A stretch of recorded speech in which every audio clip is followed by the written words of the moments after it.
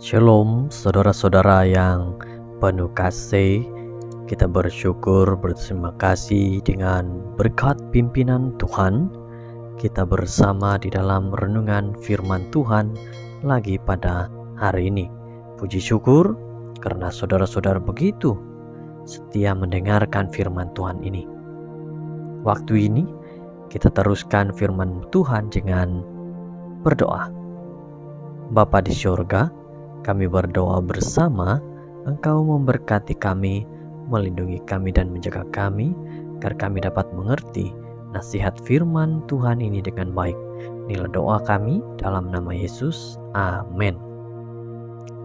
Judul firman Tuhan, Masalah Keluarga. 2 Samuel 18 ayat 33.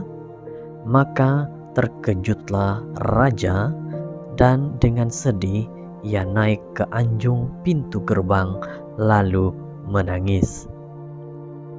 Alangkah sedihnya apabila ada ibu bapa yang kurang paham peranannya sebagai ibu dan bapa pada anak-anak. Ada anak-anak yang terbiar begitu saja, malahan dilayan seolah-olah bukan anak sendiri. Malahan ada anak yang didera, terbiar tanpa terpenuhi kebajikan mereka seperti persekolahan dan keperluan asas lainnya.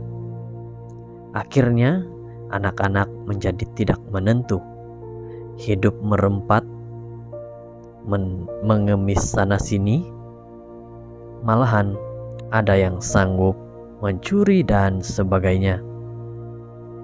Cabaran yang lain adalah ada bapa yang ingin bertanggung jawab sepenuhnya pada anak-anak, namun anak pula yang menunjukkan sikap tidak hormat pada orang tua. Daud juga menyesali hubungannya yang retak dengan putranya Absalom. Marah disebabkan penolakan Daud untuk menghukum Amnon yang memperkosa adik perempuannya Tamar. Absalom membunuh Amnon dan melarikan diri. 2 Samuel 13 ayat 1 hingga 34. Yoab, hamba Daud, mengetahui bahwa Daud rindu untuk mencari putranya yang melarikan diri.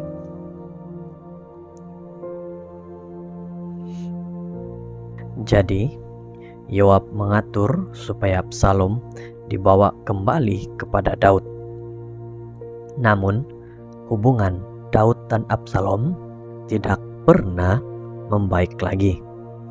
Kepahitan dan sikap Absalom telah mengakibatkan konflik yang berterusan dengan bapaknya dan kesannya berakhir dengan kematiannya.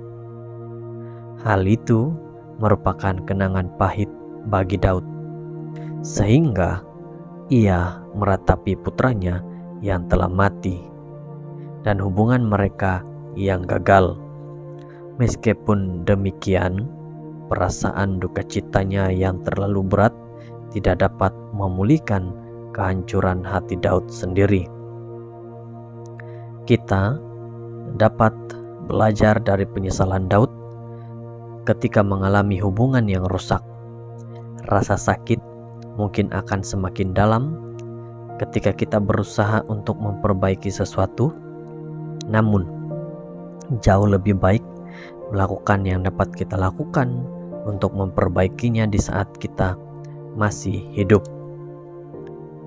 Jika Anda melukai atau menyakiti seseorang, datanglah padanya sekarang dan perbaikilah. Karena ketika kita berdiam dalam kesatuan, hal itulah yang berharga di mata Tuhan. Sebuah hubungan yang retak dapat diperbaiki, tetapi hanya jika Anda mengusahakannya. Tuhan sentiasa menolong setiap keluarga yang berharap pada Dia.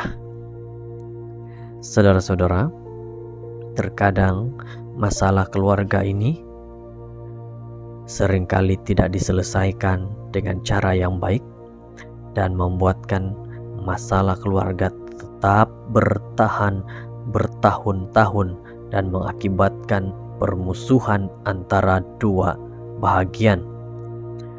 Tapi firman Tuhan pada saat ini mengatakan, jikalau ada dari antara kita yang saling melukai, menyakiti seorang, datang padanya sekarang dan perbaikilah itu, agar kita tahu bagaimana kita dapat bersama-sama di dalam Yesus Kristus.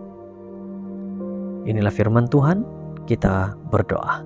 Tuhan, kami berdoa, berkati kami, lindungi kami, jagai kami, karena firman Tuhan yang begitu baik memberi kami nasihat agar saling mengampuni antara satu sama lain, agar ada kesatuan dalam hidup kami, dan itu membuatkan kami berharga di mata Tuhan. Terima kasih dalam nama Yesus. Amin.